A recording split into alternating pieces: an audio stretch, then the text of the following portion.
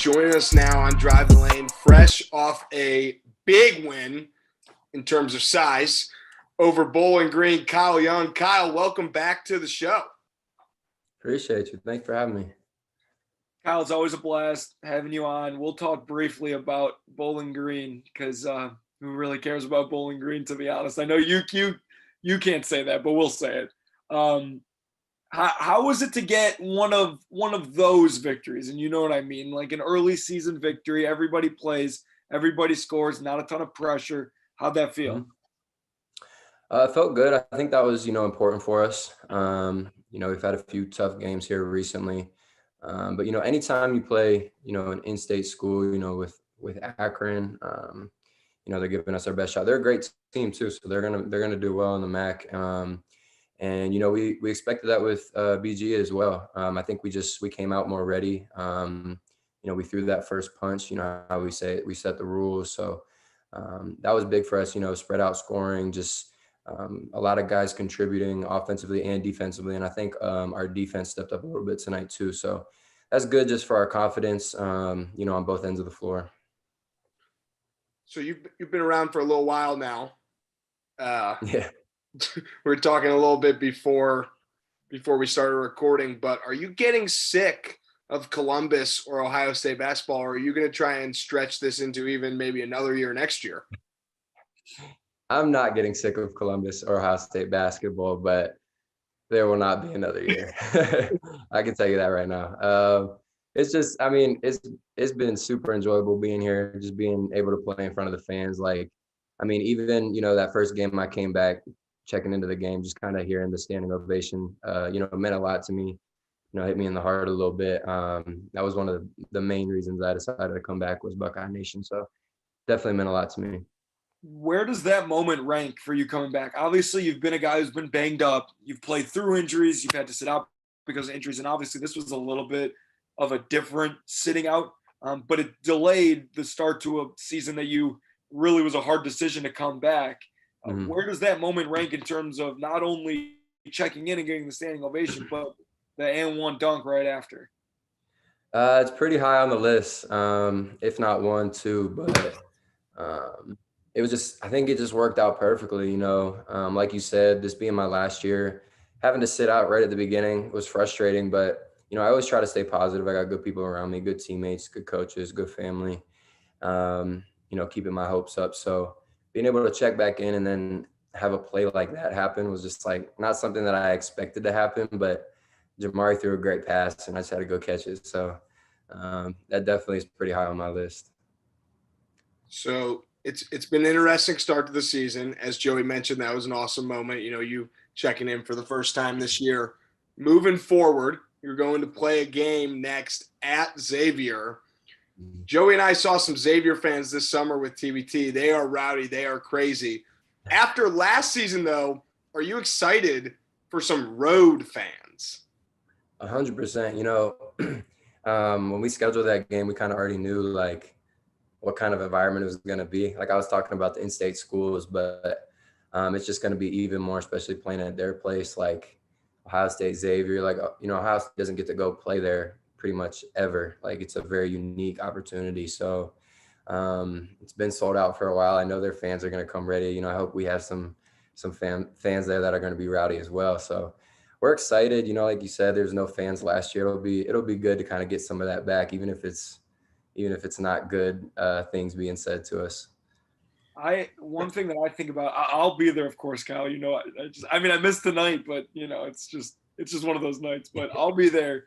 One thing I'm excited about is comparing it to Cincinnati. Obviously, that was your sophomore year where we opened up. What do you think? You grew up an Ohio guy. Did you have any Xavier or Cincinnati bias at all in any way? How can we get the rivalry going even more here? What do you think? I was recruited by Xavier for a while. So I obviously looked there. They were one of the schools I was looking at pretty heavily in the recruiting process. So it's just interesting to see how, things play around. And I'm excited to get back there and play. I haven't been there in a while. So it'll be interesting just to see the type of hype they bring. Like you said, Cincinnati that environment was crazy. And I know it's just going to be the same thing for Xavier. So You got some wild environments coming up. So you got the Xavier game, and then you Mhm. got the Seton Hall tournament. Not exactly sure who the second opponent in that will be, and then you got Duke at home. So talk about a crazy environment right there. You think Buckeye Nation, the Nut House, could step up and rattle Duke a little bit? So just hearing what I'm hearing from, outside people and everything, I think the environment at the Shot could top when Michigan came and played us at home. We had the Scarlet out at the Shot. So if it can top that, that's going to be pretty incredible, because that environment was unlike anything I've ever seen before. Well, if it's anything like Michigan, you should probably bring an extra jersey to that. I'm still hearing stuff about that to this day. Yeah. Holt brought it up on our interview when we talked to him a couple weeks ago. He's like, that's like a pivotal moment in his, Ohio State tenure. It's true. I think, and Kyle, I've seen a lot of Ohio State basketball. My whole life revolved around Ohio State basketball. And I think that that's going to be, and not to skip over Xavier and Seton Hall and all those other games. Yeah, no. We're not doing that. But just while we're on the topic, I think that's going to be the biggest game in Columbus, Ohio, basketball-wise, in the last 10, 15 years. Seriously. Since the last time they played Duke in Columbus. Literally. No, I agree. Kyle, do you want to know why it's really going to be the craziest game in Columbus? Because you're going to be there? Is that why?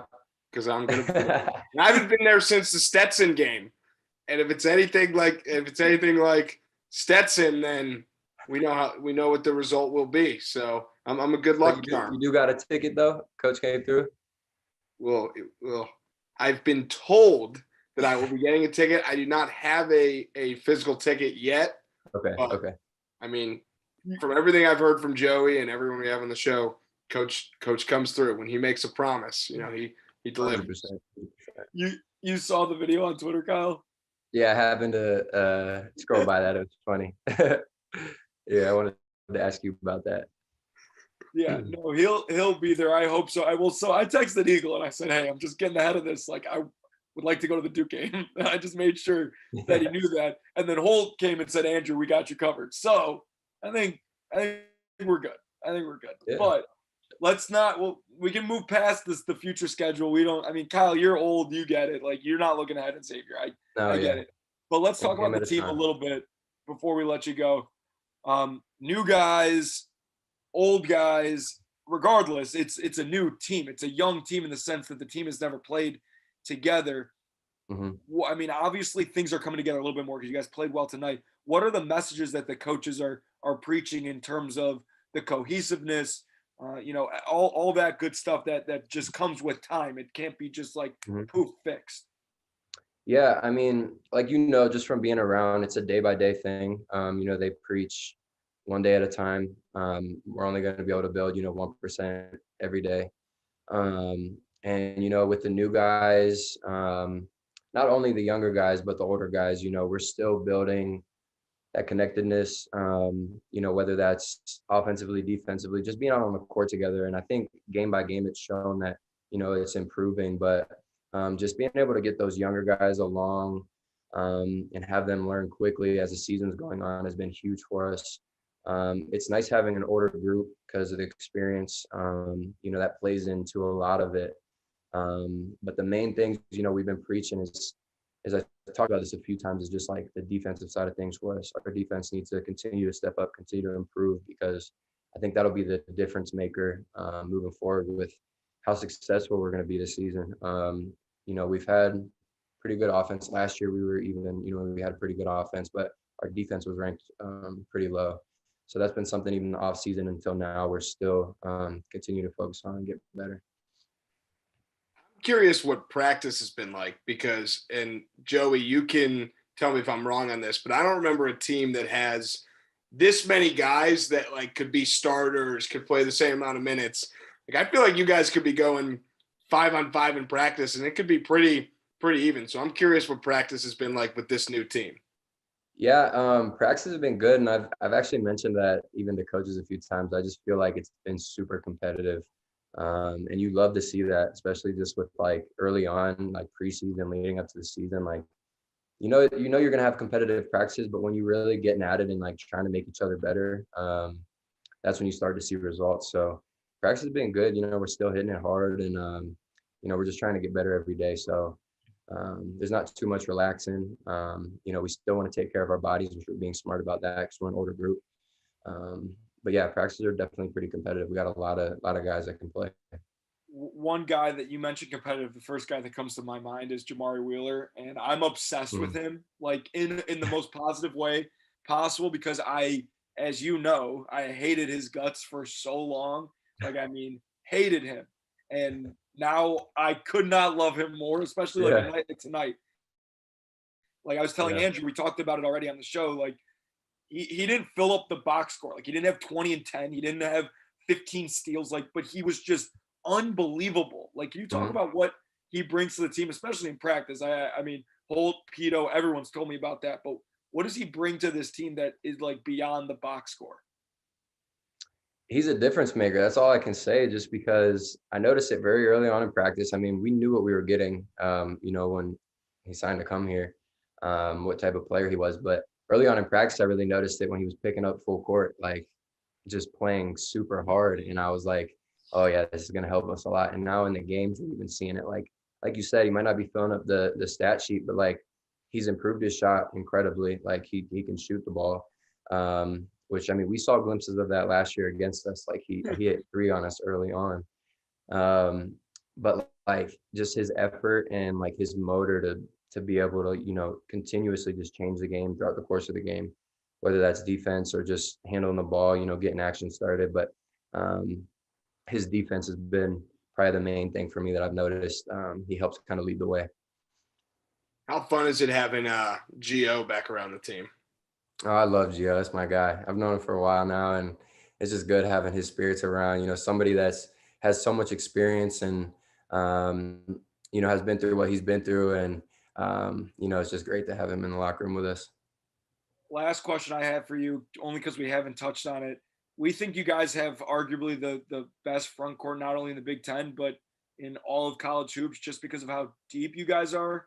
I mean, you've got you and Joey Brunk coming off the bench, fifth-year guys who could start on any team in the Big Ten.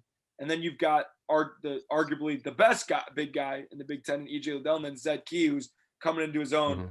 You don't have to talk about Joey and Zed. We've talked about him enough. But E.J., he's the player of the year in the Big Ten so far. Like what does that mean? Like, he's just incredible. I mean, he's gotten better. Yeah. It's unbelievable. That was literally what I was going to say. He's just incredible, to be honest. He continues to show like how his game has expanded this offseason. I mean, he was incredible for us last year, but I think he's even been able to take steps just defensively with how he's played, as well as, expanding his game more to the perimeter offensively.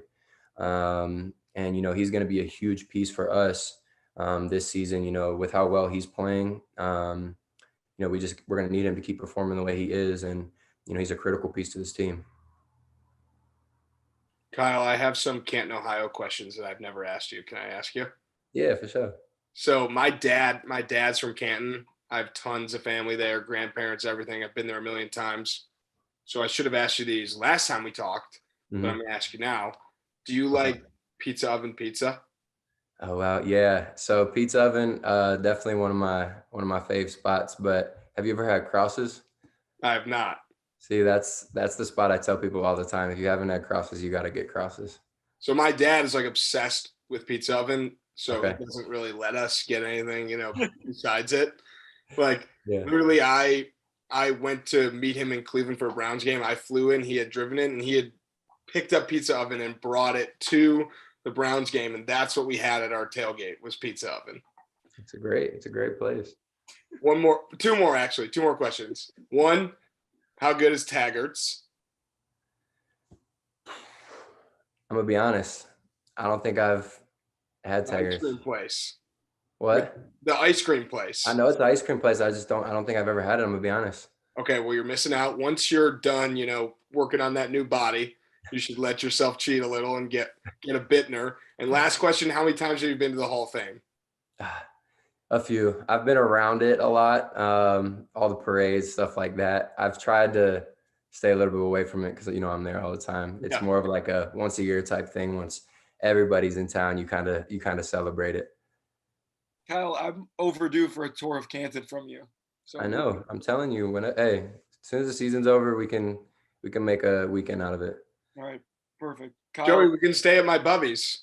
perfect. Kyle, do you know what a bubby is? Nah. It's a Jewish grandmother. Okay. I probably could have guessed that. It was, you know, Yeah. some context clues. Yeah. You can yes. Oh, unreal. All right, KY, any questions for us before we let you go? You know, that's what we do. You had one for Andrew, so I could let you off the hook in theory because we answered it already. But if you got another one, feel Yeah, free. that's it for me today, fellas. I don't got nothing to ask y'all.